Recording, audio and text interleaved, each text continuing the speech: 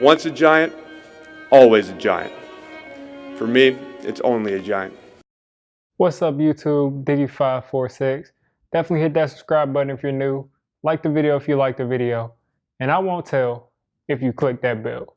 But let's go ahead and get into this. So I had to take a much needed break because losing to the Eagles to me is the most frustrating thing probably in the world to me. So back on here, and I wanted to talk about the Bucs game. We're going to have a huge challenge. I don't expect the Giants to win this game. I mean, we have to be real. This is right now the best team in the NFL. Maybe the only team that's maybe playing as well as them is the Steelers, but they've even had some struggles and some of their wins. I would say the Bucs are the hottest and best playing team in the league right now. They just dismantled Aaron Rodgers and they had another great game. They don't really have any weaknesses on their team. Maybe their only weakness on their entire team is their left tackle, Donovan Smith. And we have Kyler Fackrell, who has made a couple of plays this year, but he's not a guy that can completely take over a game. So I'm not expecting him to, win us the game against Donovan Smith. I'm not expecting that at all. So that's really their only weakness. Other than that, they can run the ball, they can throw the ball. They have Tom Brady. Chris Godwin seems like he's going to be out, but it doesn't matter. It's going to be next man up. So they're going to have Mike Evans. They'll have Gronk. They'll have Tyler Johnson. They'll have Scotty Miller. So they have plenty of places to throw the ball to. Rojo is going to get the ball. Leonard Fournette is going to get the ball. They both are able to run and have been able to run effectively. We've been good against the run, but I just don't expect us to be able to stop it. And if we do stop the run, I mean, Tom Brady's back there and he has a plethora of weapons. This offense is gearing up to be unstoppable. Luckily, we won't be playing against Antonio Brown, but I feel bad for all the teams that will have to because that is entirely too many receivers. It looks like maybe Antonio Brown is probably going to play the Chris Godwin spot, or maybe he's the number one guy because Chris Godwin looks like he'll be out for a couple of weeks at least. But this team is stacked pretty much everywhere. I would say that the biggest connection is obviously between Tom Brady and Gronkowski. Gronk left and people pretty much thought that he was washed, but over the past couple of weeks, he's been finally getting targets in this offense.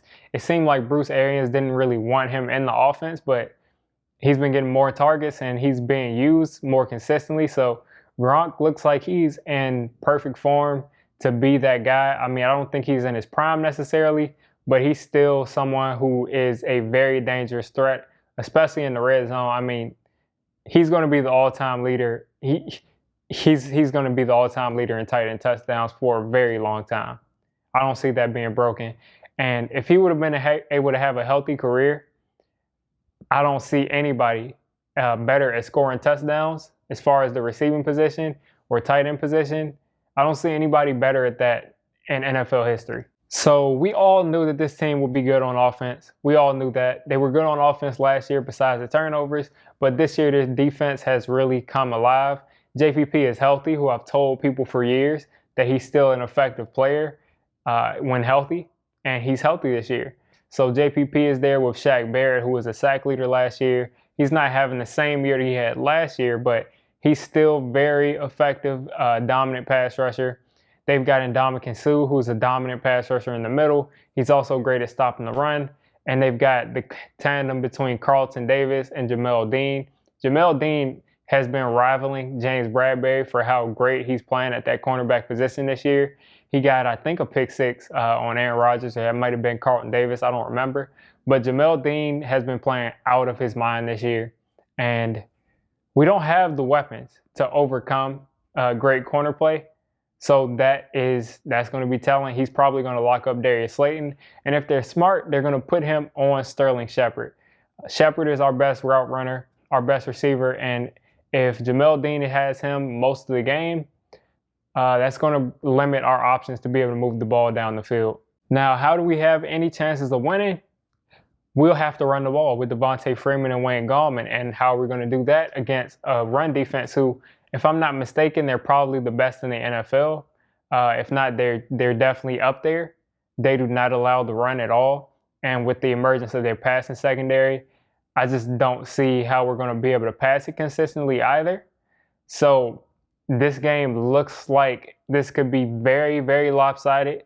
I'm giving Joe Judge credit though. I don't think that it'll be a blowout because we usually stay in these games even against teams that are supposed to be head and shoulders better than us. If we're able to stay close in this game, I mean, it's going to be all because of Joe Judge and Patrick Graham's defense, who will have a tough task.